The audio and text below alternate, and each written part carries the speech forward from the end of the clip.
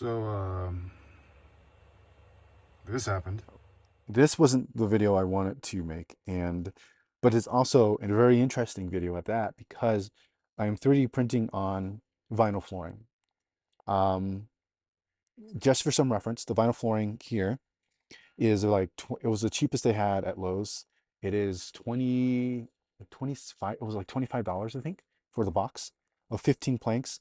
The planks go way beyond the bed, so you do have to cut them. So you can see all my cut marks on here and stuff like that. But it is almost as thick as the original glass that came with the CR10S5. So in terms of the issue with putting a thin bed on here and it not working because the the bracket that holds the I guess the vertical extruded aluminum is impossible to go beyond because you have to shave it down and then you compromise the integrity of the 3D printer. But it works because it's thick enough and it's still lighter than the glass. It's not as heavy. It is a composite of plastics, so it's super thick and also has a little bit of foam at the bottom. It's going to do really good at holding in the heat. I already did a test. I took a little, I took this here, had it sit there, and it got up to 40, or sorry, 38 degrees Celsius. The center is supposed to be 50. So not a big drop off at all. It's really nice and toasty at the edges, and that's with the stock heater of the CR10. So it doesn't have that full heated bed.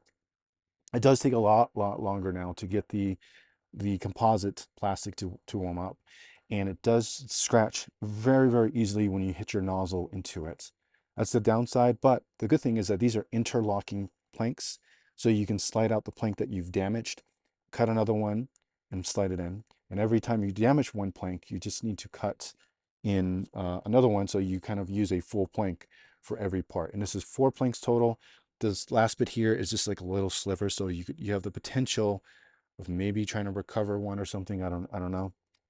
But again, dirt cheap. And yeah, I have another bed coming, but it's not going to be till February. I'll show at the end of the video the full print of this, which is basically going to be this here. Um, and again, dirt cheap, holds heat very well.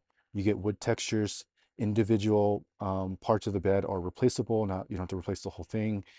And it's an option. They'll hold you over until you get an actual bed replacement.